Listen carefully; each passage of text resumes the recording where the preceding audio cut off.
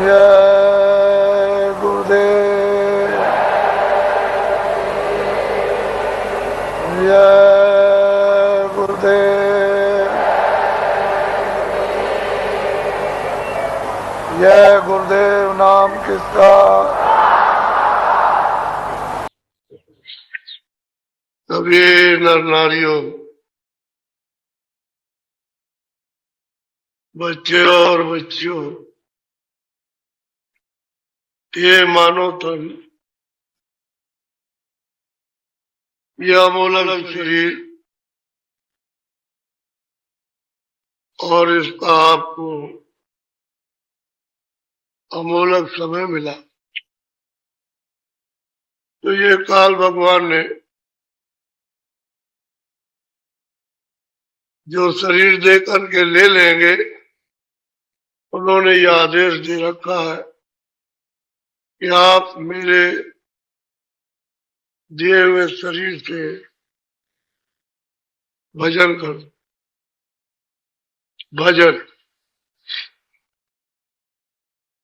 जिसका ये शरीर है उसने तो आदेश दिया और आप उसके शरीर में भजन नहीं करते हो, ये अतिशय ज्यादा भूल है। फिर उसने कहा कि मैं तुमको इस शरीर का अवसर नहीं दूंगा, पीछे तुम पछताओगे। तो हम लोगों को सबको चाहिए इस शरीर को जिसलिए दिया गया उस काम में जीवात्मा के हित के लिए, जीवात्मा को छुड़ाने के लिए लगाया जाए। तो ये हमारा रास्ता जो है सुख के लिए, मुक्ति और मोक्ष के लिए सुलभ हो जाए, आसान हो जाए। लेकिन ये कली काल है, कलयुग में मन छिन्न भिन्न हो गया, बुद्धि छिन्न भिन्न, चित्त भी इधर उधर चिंतन करता है, अहंकार हर वक्त 24 घंटे सवार रहता है। तो ऐसी दशा में हम सभी लोग अपने अपने कर्मों से विचलित हो गए कि हमारे बुजुर्गों ने, जो महात्माओं ने शिक्षा दी थी, वो बराबर जगाते चले आए, लेकिन इन दिनों में जगाना बंद कर। जो भी आपके बुजुर्ग आए, जब देखा कि हमारे बच्चे इधर नहीं जा रहे, चुप हो गए। नहीं तो कुछ ना कुछ संस्कार उनमें पड़ता रहता, और वो संस्कार भी पड़े और इतने चंचल हुए कि महात्माओं के निकट समीप में जा भी नहीं सकते, क्योंकि आपको मालूम ही नहीं कि महात्माओं के पास जाकर के क्या मिलता है। तो ऐसा हमारा जीवन इस समय जो हमने बना लिया वो दुखा जीवन, सुखा जीवन नहीं है। और मालिक को पाने के लिए तो आपको अध्यापक की, उस्ताद की, जानकार की जरूरत पड़ेगी। ये आत्मा और परमात्मा की विद्या प्राप्त हो जाए, और उस विद्या के प्राप्त होने से हम भी सदा के लिए निवृत्त हो जाए, यानी छुटकारा हो जाए जन्म मरण। तो वो तो आपको महापुरुषों से मिलेगी, दूसरा कोई रास्ता। किताबों से आप अगर सोचते हो कि मुझे कुछ मिल जाएगा, तो गुरु महाराज हमारे कहते थे कि किताबें कोई मत नहीं, किसी की हो किताब मत पढ़ना, जो हम पढ़ा दें पहले वो पढ़ना, फिर वही किताबें आसान हो जाएगी। समझने में आसान, करने में आसान। और हम जिसको नहीं पढ़ाएंगे, किताबें पढ़ोगे, तुम्हारी समझ में ही नहीं कुछ आएगा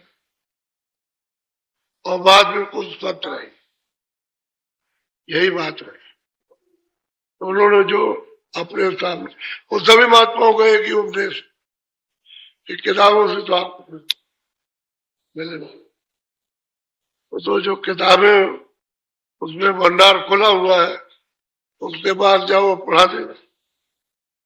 फिर किताबें तो इसलिए देखी जाती हैं कि आप नहीं मानते हो तो एक सबूत, एक प्रमाण पेश करो।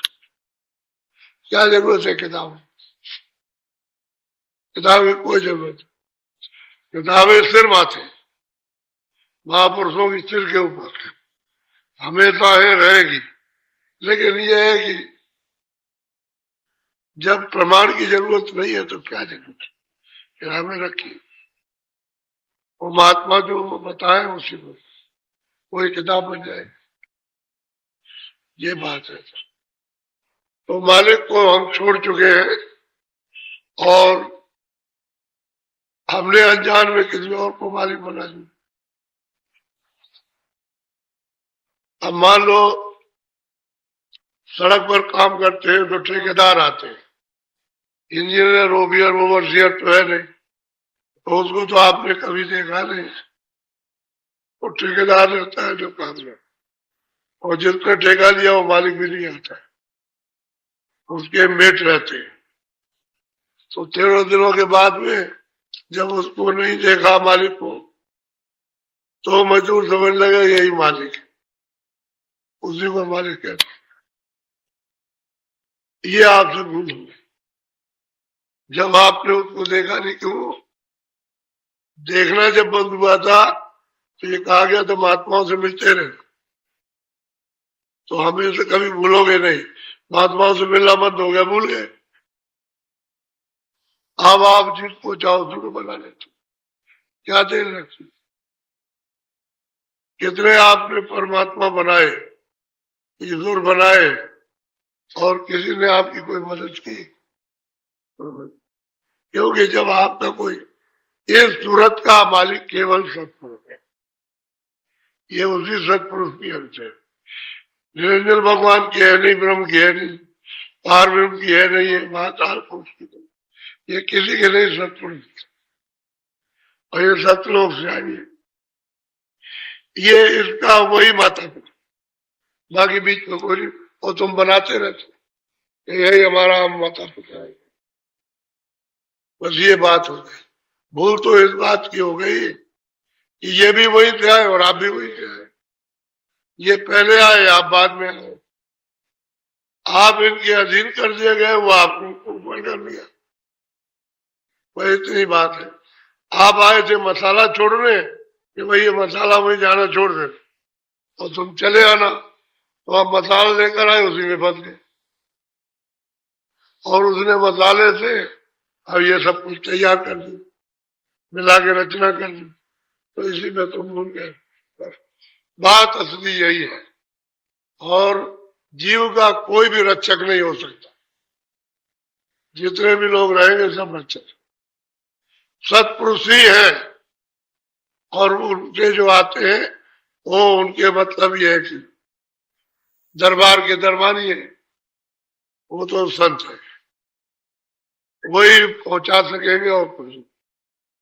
तो उन्हीं को दर्द है, जो वहां से आते हैं जीवों के प्रति, उनको दर्द रहता है, और वो यहाँ से जगा के, सुना के, सिता के ले चलते। और कोई नहीं, कुछ भी करो, कोई जीव का ऐसी है। जब अपने अपने स्वार्थ में सब बेहाल किए हुए, क्योंकि आप यहाँ से जाने लगो तो ईश्वर भी घबराता है कि चले गए तो फिर हमारा यहाँ क्या रहे, हम किन पर राज करेंगे जब ये निकल जाएगी। तो माया को आदेश दे देता कि जाओ ऐसा खंडमंडली करो कि उसका चित्त विचलित हो जाए, घबरा जाए। घबराया तो वही है पहचान। अब क्या घबराएगा, वो तो जर्जर हो गया, वो तो घबरा ही हुआ है। क्या लगे इधर ना आए, उधर न जाए, तो बहका देगी। क्या करोगे आप? तो डरपोक हो ही, इतने डरते हो।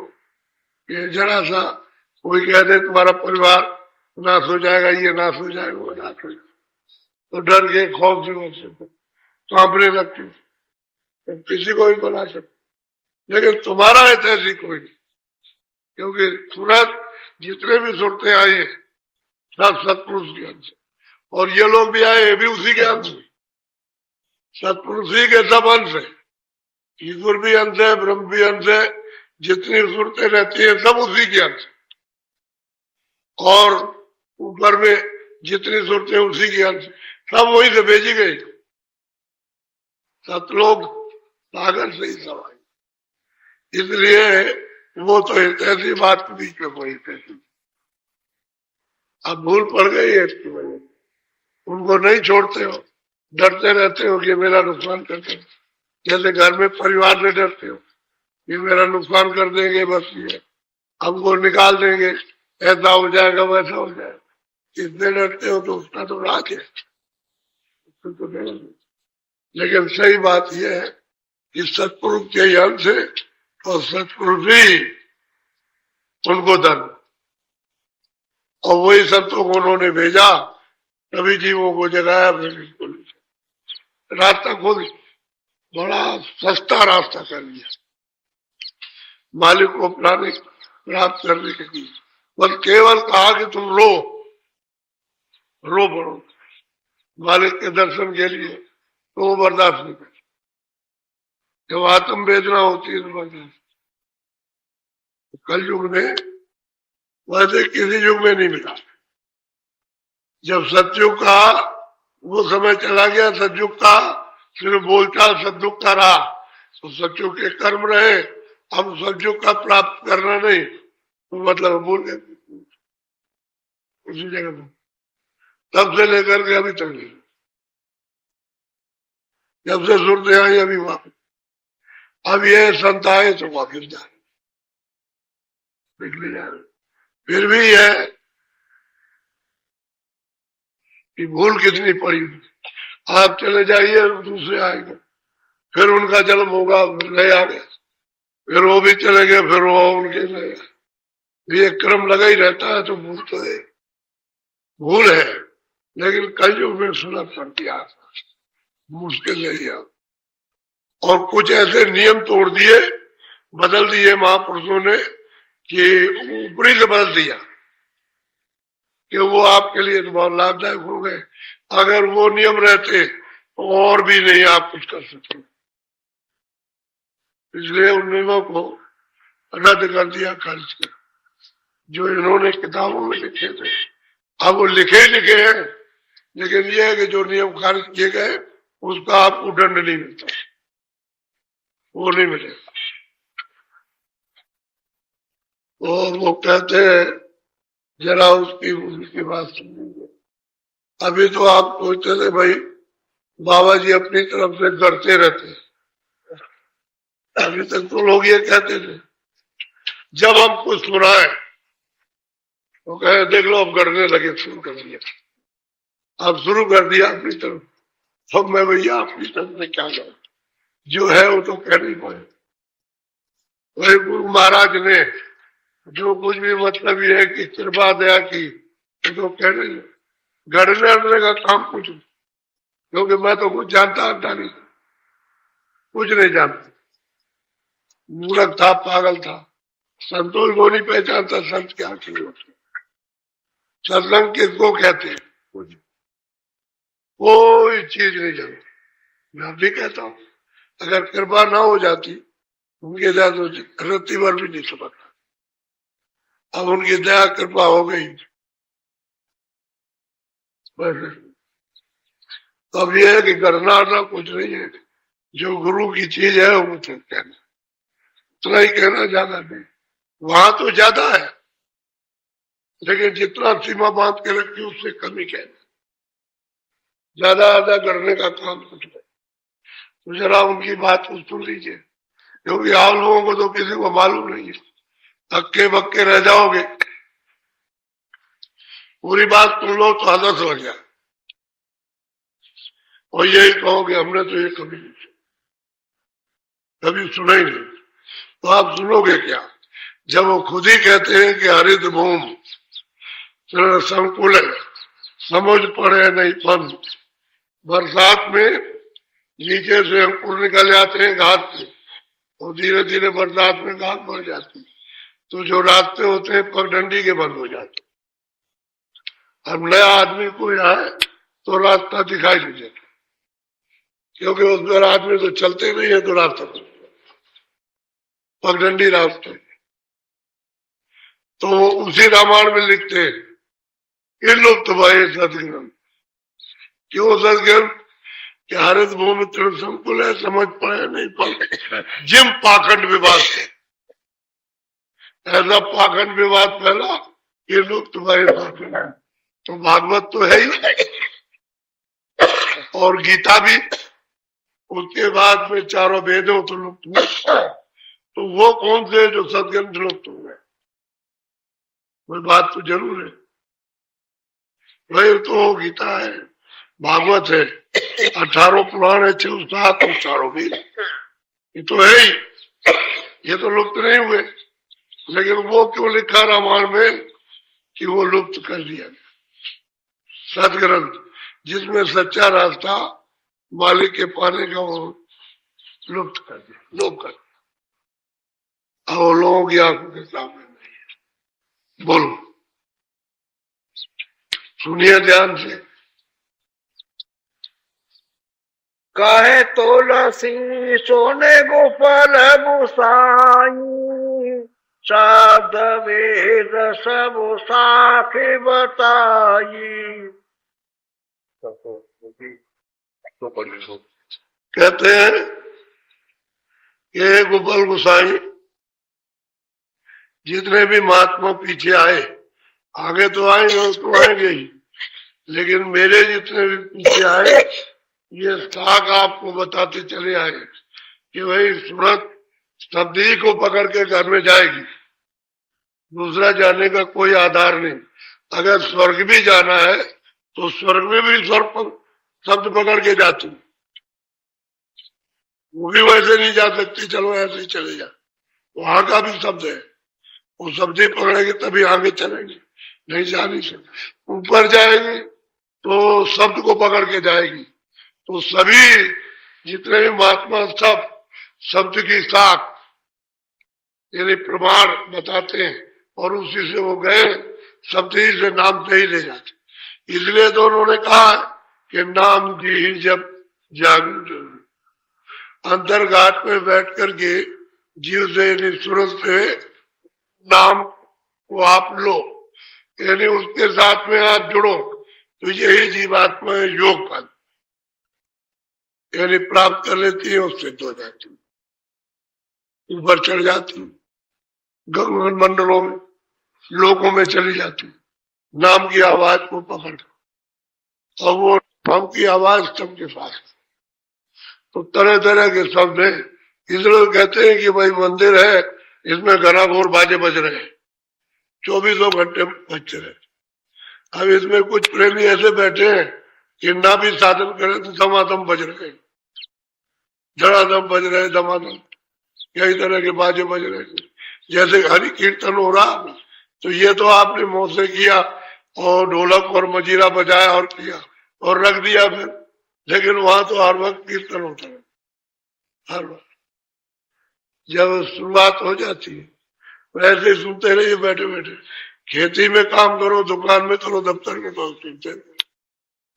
वो तो जब चालू हो जाएगा ना, घाट खुल जाएगा, घाट दरवाजा खुलेगा तो हर वक्त होता है, 24 घंटे, कभी बंद नहीं होता।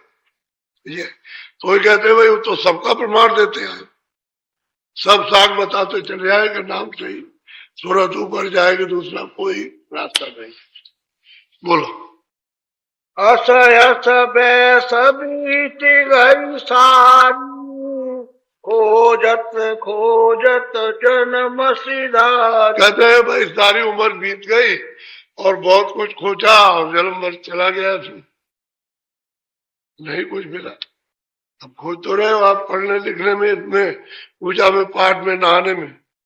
एक मोटी सी बात है कि रोज आप जाते हो नहाने के लिए या त्योहार के वक्त में जाते हो किसी नदी में या गंगा जी में, या मतलब है किसी कुएं पर नहाते हो, तो आपने कभी ये नहीं पूछा कि इसकी पूजा की किस लिए नहाते हो, कह लगे पाप कटे। ये कभी नहीं कहा कि वे शरीर की शुद्धि के लिए नहाते, लेकिन कहते हैं हम तो गए नहाने के लिए, पाप कटे। तो पाप पानी से कट जाएंगे। ये तो जड़ है, जल पृथ्वी अग्नि वायु आकाश, ये पांचों जड़, तो जल भी जड़ है, तो इससे तो पाप नहीं कटेगा, क्योंकि पाप तो कोई जल में रखा नहीं जो कट जाएगा। अगर तुम्हारा पाप कट सकता है तो मुसलमान उसमें नहाता, उसका नहीं कटेगा। कोई और भी नहाता, उसमें कटेगा नहीं उसका। फिर उसमें कोई पशु पंछी जैसे गाय भैंस उसमें नहाते तो उनका नहीं कटेगा, उनका भी कट जाना चाहिए। मछली और कछुए मगर तो उसी में रहते हैं, तो उनका तो पहले ही से खत्म हो जाना चाहिए था, उनको तो सबको मुक्ति मिल जाती है, सब पार उतर जाते। तो इतनी बुद्धि तुम्हारे पास नहीं है कि भाई हम कुछ सोच सके, क्योंकि सत्संग तो आपको मिलता नहीं, तो आप जैसा चाहते हो तो जो मर्जी आपकी वो करते हो, वो भी ऐसे ही करते हैं, अपनी मर्जी इच्छा से करते हैं। अब यहाँ देखो जाकर के गढ़ मुक्तेश्वर में हीरे रखे हुए और पानी में स्नान कर रहे और बोतल खोल करके पी रहे हो, कह देखो कितना आनंद आ रहा। अब बताइए, गंगा जी दिखा करके वो पीते, थोड़ा बहुत नहीं पीते, बहुत पीते। तो कहने का मतलब जो मर्जी है तो करो, वो तो फिर मर्जी की आपकी बात। लेकिन ये कहो कि पाप कट जाएगा और हम पार हो जाएंगे, वो तो वहां सुपने में भी नहीं है। वो तो पार होने का रास्ता ही दूसरा है, ये वो रास्ता आपको मिल ही रहा। और वो महात्मा जब मिले कमाई वाले तो तुम बोलो, कांझ गुरु सोई गैल लखाई, दोने सोने सोरती द्वार पर। अब वो कहते हैं कि कंज गुरु ने जब हमको ये भेद बताया, लखाया, तो हम दरवाजे पर बैठ करके और फिर हमने इसका अभ्यास किया। गोस्वामी जी महाराज कहते हैं कि वही राजयपुर गांव में बैठ करके अभ्यास किया और हमको धूम सुनाई, सुनाई वाला भी सवाल बताया। बोलो, तब तन मन की तपन बुझानु, शब्द सुरति मिली सहदात। कहते हैं कि भाई फिर क्या है भाई, तन मन जो है जब उस शब्द के साथ थोड़ा जुड़ेगी, उसको पकड़ेगी तो ठंडी हो जाएगी, मन भी ठंडा हो जाएगा, फिर ज्यादा प्रीत होने लगती। अब कंजगुरु से ज्यादा प्रेम पहुंच जाता। मान तो उन्होंने पहले ही लिया था, लेकिन अब यह है कि जब तक उसको अंदर में ठंडक न मिले तो धोखा हो सकता। तो जब उनको ये नाम मिलने लगा, सुनाई देने लगा, चढ़ने लगे, तो कहते हैं ठंडे हो गए, क्योंकि उसमें तो वो अमृत है, जो शब्दारा अमृत से सजा हुआ है। और जब खुल जाएगा तो सूरत है उसमें लग करके जैसे टूटी खोल दीजिए और पानी पीता है आदमी, ऐसे ही उसमें से अमृत चूता है।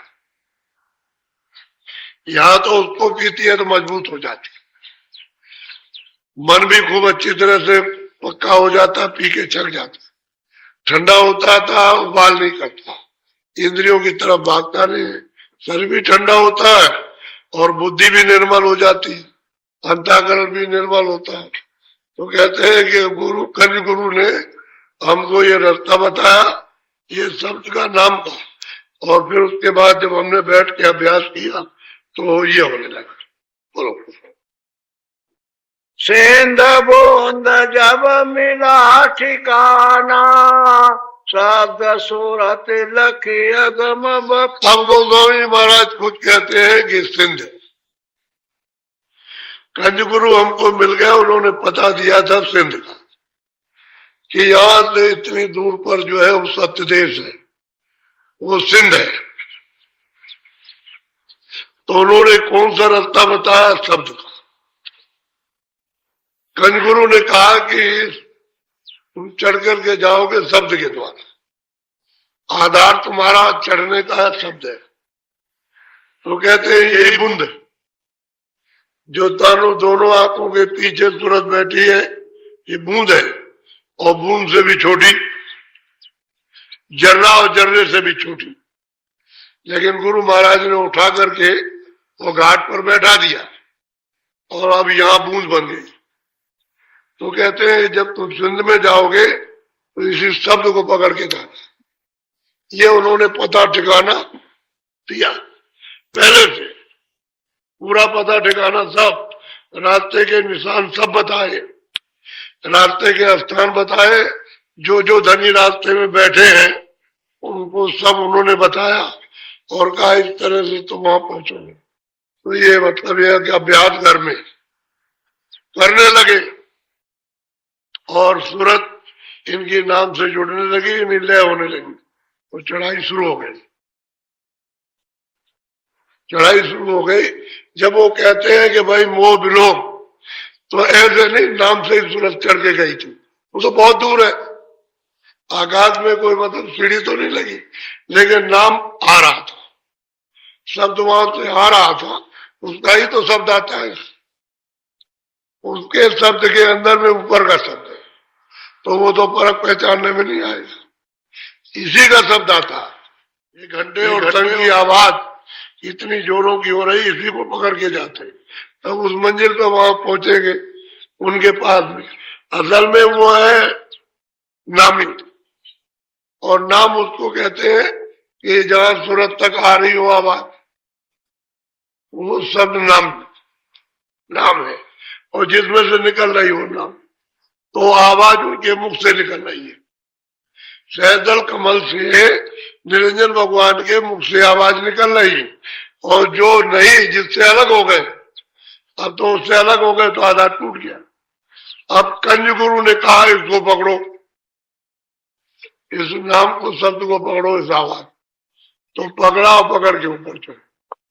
वो कहते हैं कि मैं करने लगा और ऊपर चढ़ने लगा, तो मैं वहां गया तो देखा दर्शन हुआ। जब उनका दर्शन हुआ तो आवाज ऊपर से आ रही, ऊपर वाली वो आवाज को गमक मची हुई है, अच्छी तरह सुनाई देती है। अब तो सूरत उधर पहुंच करके निर्मल हुई तो ऊपर सुनने लगी आवाज, उसी को पकड़ के उधर जाएंगे उस तरह। वही बात कहने लगे कि ये वो सिंध है और ये बूंद, सूरत बूंद। कहते कंज गुरु ने जब रास्ता बताया कि सूरत को शब्द के साथ जोड़ करके ले चलो, तो कैसे चढ़ते चढ़ते चढ़ते चढ़ते अब वो कहते हैं कि यही बूंद यानी उस सिंध में जाकर के और समान, सिंध के समान हो गए पहुंच कर। और वो कहते हैं मैंने पाया। अब यही उन्होंने ठोक दिया कि मैंने प्राप्त, मैंने सिंध को पा लिया। अब ये तो साफ कह रहे थे, आपने देख किसने पाया, किसने पाया, किसने पाया। अब वो कहते हैं मैंने प्राप्त, इस बूंद को समुद्र में पहुंचा दी। बोलो, ये पिए लखन लखाओ। अब कहते हैं कि पिया को ये में हृदय में, कहते हैं कि कंज गुरु ने लखा दिया कि ये पिया को वो सिंध में पहुंचा करके लखाया। देखो ये बैठा, ये यहां से तो गए थे, लखा दिया हृदय, तुरंत को यहाँ बैठाल करके और यहाँ से वहां ले जा करके बैठा दिया, लखा दिया। अब वो कहते हमको यही से दिखाई देता, यही से, ये उसका हृदय, कहते हैं मन बुद्धि चित्त, ये निर्मल सो जन मोह पावे, तो कोई भी वो मुझे प्राप्त कर सकता, निर्मल होना चाहिए। अब ये निर्मल हो गए, इनका हृदय बिल्कुल एकदम से स्वच्छ साफ दमदम यानी दमकता है रोशनी से। कहते हमने यहाँ ये वहां तो गए थे, लेकिन फिर रोज यहाँ से देखते। गगन गुमट दरसत लखा, सागर सुरत छुड़ाई, कर्म कलश कुर्ते। अब वो कहते हैं गोस्वामी जी महाराज, भाई कर्मों की जो पुटली, जो घड़ा बंधा भरा हुआ था, वो तो मैंने शब्द से, नाम से फूट लिया। शब्द ही से फटेगा, यानी टूटेगा शब्द से, घड़ा फूट जाएगा। जो कर्मों का घड़ा है, पाप और पुण्य का और उसका ब्याज, ये सब घड़ा शब्द से फटेगा, शब्द सब तोड़ देगा, नाम ही उड़ा देता है।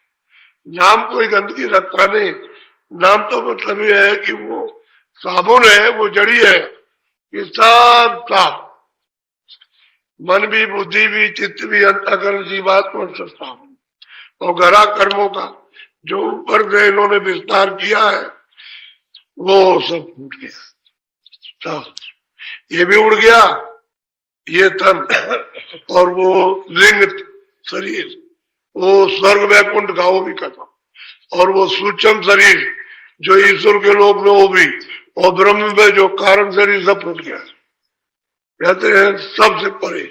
और यही बूंद सिंध में जाके समाई, वहां जाके पहुंच गई, समा गई, यानी उसी का रूप हो गई। समाने का मतलब है कि उसका रूप हो गई, समाना इसको कहते हैं। जैसे कहा कि गुड़ डाल दीजिए तो कहते हैं उसमें समा गया, चीनी को चीनी में दिए, समा गई। अभी अलग है, उसको डाल दीजिए तो अब क्या होगा, समा गई। ऐसे ही सूरत उसी की अंश थी, उसी सिंध की, और उसी में जाकर के समा गई, पहुंच गए। तो ये किसने लिखा है, कहते कंजगुरु ने, कंजगुरु ने।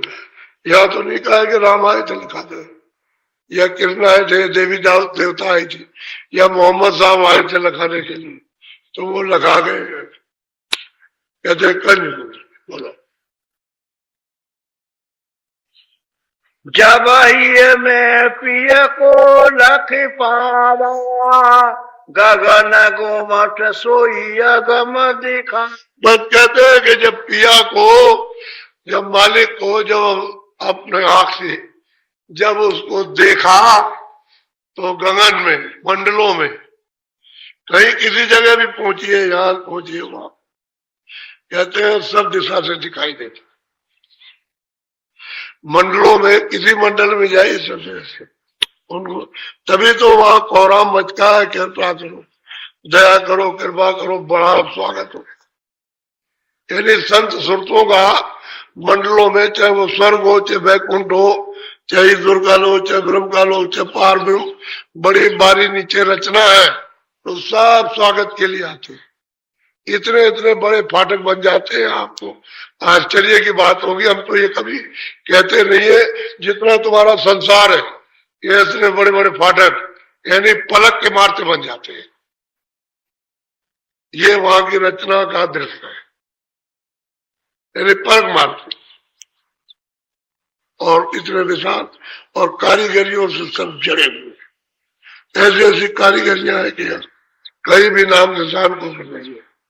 तो ये ऐसा स्वागत होता, और कतारें, बाग बगीचे इतने इतने सुंदर और खुशबू। लेकिन ये बगीचा नहीं है, ये जो आप कहिए, ये इतनी खुशबू, भांत भांत की खुशबू, यहाँ खुशबू है कहाँ? ये तो उसकी छाया है, खुशबू ऐसे ही। ये खुशबू कुछ, यहाँ सारा संसार समुद्र बना के उसमें डाल दिया जाए एक बूंद, तो इसका पता ही नहीं चलेगा।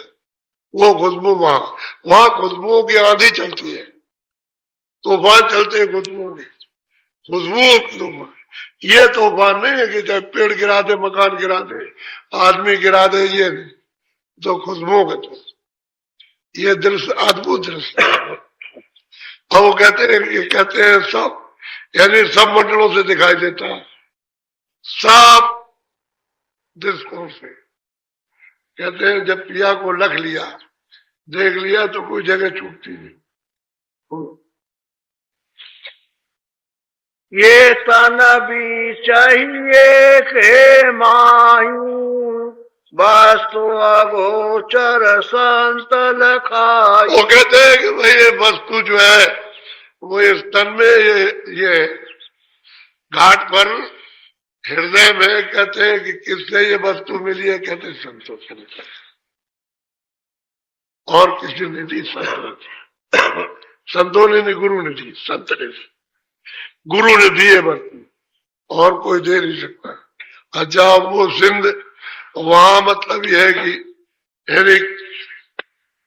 ये तो कोई राम की बात करते हैं, कोई किसी की, ये तो ब्रह्म के ऊपर जाइए तो वहां तो मतलब ये है कि कितने मतलब ये बेशुमार राम और कृष्ण, राम कृष्ण को कौन पूछता, वहां कोई जानता भी नहीं राम कृष्ण, और राम कृष्ण वहां जा भी नहीं सकते, वो तो नीचे के मंडलों के हैं, ऊपर नहीं जा सकते, ऊपर उनका जाने का स्थान नहीं है, तो नीचे। तो असल में आपको तो इसका भेद मालूम नहीं है कि भाई कौन कहाँ जाता है, कौन कहाँ किसको क्या चीज मिली है, तो किसी की बात लकीर के फकीर बंधे ही बंधे चले आ रहे, झूठा नाता और झूठा झगड़ा उससे बंधे पड़े हुए हो और काम तुम्हारे पहुंचाने वाला नहीं। बोलो। जिन जिन घट में सूरत समाय, सो पहुँचे सती गुरु शरणा। अब वो कहते हैं कि जिन्होंने घाट पर बैठ करके अपनी सूरत को नाम के साथ में जोड़ा, वो सतगुरु देश यानी सतलोक में वो सब के सब पहुंचे। वो स्वामी जी महाराज कहते हैं, वैसे तो ये गरी में वर्णन कर रहे हैं, क्योंकि वो जो मजमा लगा था इनका वहां राजापुर में तमाम नर नारी जार कर इनके दर्शन करने के लिए आते थे, और आसपास के गांव के नर नारी एक तरफ से, ये लिखा कि एक तरफ से दर्शन करने जाते थे। तो ये तो बचपन काली में कुछ कहने लगे थे, तो ये तो गली में रह करके इन्होंने सब कुछ कर लिया। लेकिन अब यह है कि जीवों का जब काम करना होता है विस्तार से, तो फिर क्या जरूरत है कि लोग समझेंगे कि भाई वो ममता में होंगे, बाहर चलो आजादी के साथ, बाहर काम करो, क्या जरूरत है, घर जैसे वो है जैसे। असल तो चीज ये है, तो घर में रह कर ये सब काम किया होगा। अब वो घर में रह करके बता रहे, कह रहे भाई जो कोई भी पाएगा वो संतों से पाएगा, और संतों के बगैर उस देश में पहुंचेंगे और दूसरा कोई रास्ता ही नहीं हो, संतों से ही मिलेगा। जो सिंध मिलेगा, और जो ये बुंदा है जो भटक रहा कितने युगों से कल्पों से जब से आया, ये जब ही वहां पहुंच पाएगा जब संत मिल जाएंगे। ऐसे इसको कोई नहीं लेना, क्योंकि वो जानता तो कोई है नहीं रास्ता, रास्ता तो शब्द का है, तो शब्द के रात को नहीं जानेगा तो वहां पहुंचाएगा, और लोग जान नहीं सकते सिवाय संतों के। बोलो। हिय में पिया लख पावा, गगन गुमठ दरसाल। कहते हैं भाई हृदय में यही बैठ करके मैंने पिया को प्राप्त कर लिया, और फिर उसके बाद फिर मैंने सबको बताया, सबको। एक तरफ तो कहा है कि नाम के साथ जुड़ गए, मिल गए, रत हो गए, और फिर चढ़ाई हुई, और उस सिंध में जाके ये सूरत यही बूंद समा गया। और एक पर कहते हैं कि ये बैठ करके हमने पाया, और फिर सब कुछ ये उत्तर ये हृदय। अब ये तो पिंड का हृदय, फिर मतलब ये ऊपर में ब्रह्मांड का है, ये तो पिंड का है, फिर ऊपर में, और फिर उसके बाद में फिर तो सत्य देश में तो फिर वही है। तो कहते हैं हमने तो हृदय में रखा, और फिर सबको हमने बताया कि देखो पिया ऐसे मिलेगा। बोलो। चार रंग सुरतिन से छूटा, कल सा कर्म का। कहते सब का सब चार रूपी, ये जो कुछ भी कर्मों का विधान बना था उसका कलसा कहते हैं, पाप उनका फूट गया, इसलिए निकल गए। अब वो किसी शरीरों में नहीं बंधी, सब शरीरों को उसने मतलब ये यहां से तोड़ दिया। इससे भी निकल गई। इससे तो ऐसे निकलते हैं कि शरीर अलग हो गया, सूरत अलग हो गई। ये पड़ा हुआ है इसमें कुछ नहीं, खाली मिट्टी पड़ी है और चले गए उधर में। ऐसे उस शरीर को भी छोड़ दिया, लेकिन छोड़ेंगे इसी के द्वारा। ये शरीर इसी के द्वारा छूट जाएगा और वो जल्लिंग सिंह लरूगा इसी के द्वारा छूटेगा, और वो सूक्ष्म शरीर इसी के द्वारा ये रहेगा तभी छूटेगा, और उसी के द्वारा कारण छूट जाएगा और सूरत शब्द में मिल जाएगी तो चली जाएगी। और ये नहीं रहेगा तो नहीं फूटेगा, तो घड़ा नहीं फूटेगा कर्मों का, इसी से तोड़ा जाएगा। ये भी छूट गया, इससे भी निकल गए, उससे भी निकल गए, उससे भी निकल गए, उससे भी निकल गए, तब सूरत शब्द रूप होती है। और वो भी पाप ब्रह्म के ऊपर जब शब्द में मिलती है तो शब्द रूप हो जाती है। तो कहते हैं कि कर्मों का पाप उनका कलश, कलश कहते हैं घड़ा, ये फूट गया। जो भी आत्मा में जमा था वो भी फूट गया। वो ये नहीं कहते वो तो यहाँ है ही, लेकिन आत्मा में जो जमा है वो सबका सब, कुछ जमा है स्वर्ग वैकुंठ के नाके पर, कुछ जमा है ऊपर, कुछ जमा है ऊपर। कहते हैं सब कलश को तोड़ डाला। जितने भी घड़े पाप पुण्य के थे, यानी क्रियामान कर्म और उसके बाद में प्रारब्ध कर्म, संचित कर्म, इनके सबके घड़े फोड़ दिए और पिया बन गया। पिया कहते हैं अब यही से बैठ के देखो, अब ऐसी आंख हो जाती है, यही से दिखाई देती बोलो। अब वो कहते हैं हम लोग तो मूर्ख आदमी है, क्या जाने, वो महापुरुषों की चीज है। बोलो सोन की धुन दर्शानू पौड़ी पिया पहचान। कहते हैं कि भाई वो तो धुन उसको अच्छी तरह से गुरु महाराज ने दर्शा दी, अच्छी तरह से अनुभव करा दिया, पहचान करा दी और पौड़ी पर चढ़ा दिया। पौड़ी कहते हैं सीढ़ी, दर सीढ़ी, स्थान दर स्थान। कहते हैं कि सबकी परिचय उन्होंने नाम का कराया, धुन का। सैदल कमल का भी धुन उन्होंने परिचय करा दिया, ऊपर में त्रिपुटी के धुन की भी परिचय कराई और 10वें द्वार के धुन की भी परिचय, बम्बार गुम्बार में जो बंसी बज रही उसकी भी, ऊपर में जो सतलोक में वीर बांसुरी उसका भी, सबका परिचय कराया। और यहां से इसी धुन पौड़ी से चढ़ा करके वहां पहुंचा दिया। ये सब गुरु ने काम किया, सब परिचय करा दिया, कोई कमी नहीं रखी। अब वहां भी भर रहे हैं कि भाई गुरु ने परिचय कराया, उन्होंने जनाया, हम अपने आप को जन जान से। बोलो सोन में शब्द लख पावा मन से सुरति दौड़ावा। कहते हैं कि जब वो शून्य में पहुंची 10वें द्वार में पार ब्रह्म में, तो कहते हैं शब्द को उसने पहचाना। तब उसे पहचाना और तब पता चलता है कि भाई ये रचना का विस्तार किस तरह से कैसा है, उस वक्त मालूम होता है। कहते हैं ये सब पहचाना, सुन में जाकर के ये पहचान हुई, क्योंकि वह सूरत आजाद हो गई, यदि कर्मों के जाल से निकल गए तो समुद्र को पार के उस पार चली गई। इसी को कहते हैं वो पार। जब सूरत वहां पहुंच जाए, मानसरोवर में स्नान कर ले बाग, आगे जो है वो मतलब पिया पद है, वो शून्य में है, उसका दर्शन किया, आगे मानसरोवर, आगे मतलब ये प्रयाग त्रिवेणी संगम, और उसमें स्नान किया मत पार तक। यहां से जाएगी वहां है त्रिवेणी संगम, और वहां जाकर के फिर वहां से पार जाएगी।